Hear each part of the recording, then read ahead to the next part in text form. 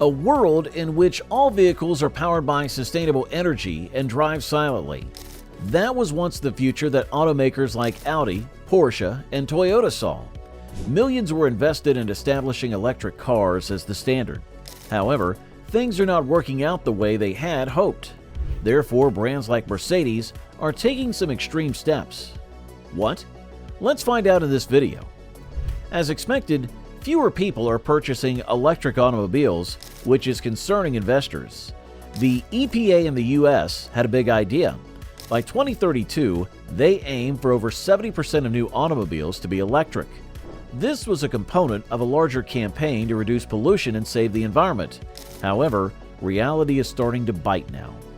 The sales of electric cars are not particularly strong. Consumers are wary, and some still much like to hear the roar of a conventional gas engine than the smooth purr of an electric vehicle. The likelihood of achieving the EPA's lofty target is decreasing. Experts now estimate that by 2032, just 35 to 56% of new automobiles will be electric, down from 67%.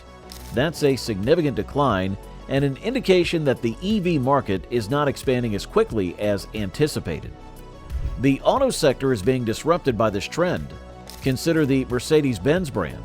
Their aspirations were to spearhead the electric revolution, but they're applying the brakes now. Ola Kalinius, the CEO of Mercedes, acknowledged that they may have only been overly enthusiastic in an open interview. According to him, internal combustion engines, or ICEs, the conventional gas engines which we are all familiar with, will not disappear anytime soon. They have a very long lifespan, well into the 2030s. They are reinvesting large sums of money into the development of their gas engines. Meeting more stringent standards is just as important as meeting client demand.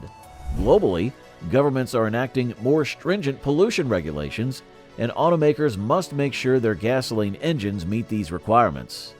This entails investing more money to improve the efficiency and cleanliness of these engines. And there is the problem of infrastructure. Although they become more widespread, charging stations are still not quite as numerous as petrol stations. One major impediment for a lot of people is the fear of running out of battery far from a charging station. There's also the issue of range. Despite significant advancements in this area, many consumers remain cautious of EVs due to their shorter range as compared to gas-powered vehicles. So what does this entail for Mercedes then? They now need to reevaluate their objectives and take a step back. It's similar to realizing that your original plan is not quite working out and that you need to devise a new one. This is exactly what Mercedes has done. In light of the current circumstances, they have modified their goals to be more achievable. Rather than targeting half of their sales to be EVs and hybrids by 2025, they're now aiming for 2030. This buys them more time to work through the obstacles and improves the appeal and accessibility of electric automobiles for all. Mercedes' ultimate objective of becoming carbon neutral by 2040 is one of the main drivers behind this change. This indicates that they wish to minimize their carbon footprint and find creative ways to offset any emissions that remain.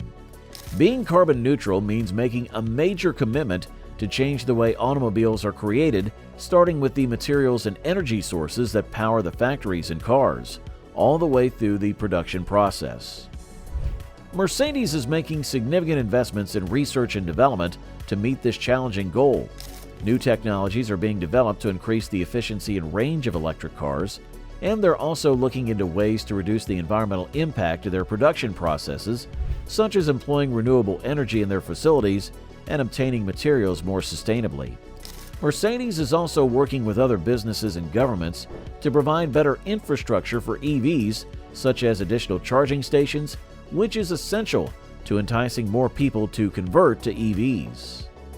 Increasing the variety of hybrid and electric cars they offer is another component of their approach. Since not everyone is ready to switch to all-electric vehicles just yet, they're offering a wider range of options, including hybrid versions. These cars are an excellent intermediate choice for people who wish to reduce their carbon footprint without committing to an electric automobile because they can run on both gas and electricity. This year, Mercedes plans to invest about $15 billion in its passenger car segment.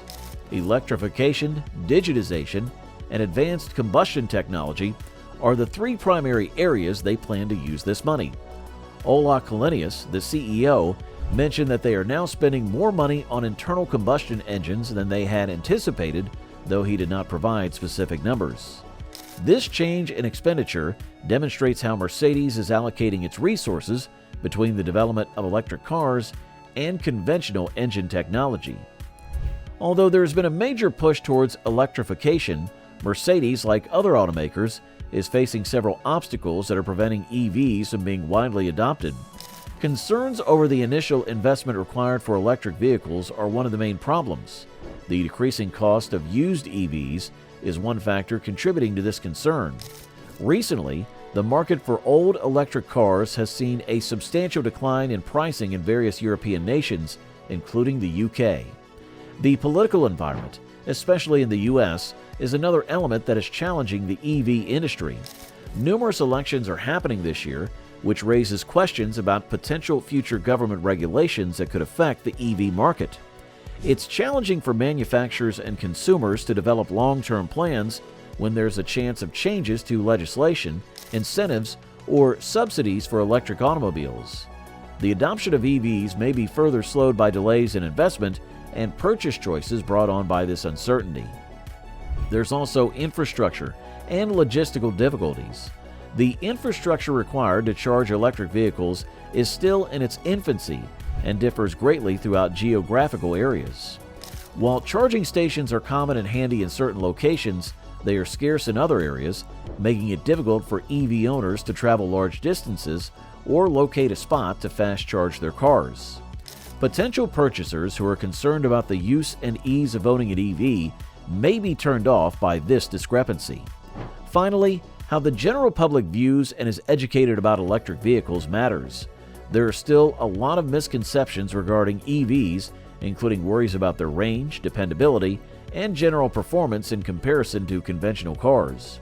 Overcoming these obstacles requires educating the public and highlighting the advantages and developments in EV technology. One significant problem that is emerging with the growing popularity of electric cars is the dearth of fast charging facilities. Some automakers are beginning to reevaluate their emphasis on electric vehicles as a result of these worries. A portion of their research and development budget is being reallocated to enhance conventional internal combustion engine automobiles. Although it could appear like a step backward, they are taking this deliberate action to make sure they can continue to meet customer needs and also maintain their competitiveness. What do you think? Is Mercedes doing the right thing? Do share your views in the comments section below. And if you enjoyed watching the video, don't forget to like, share, and subscribe to our channel. And once again, thank you for watching.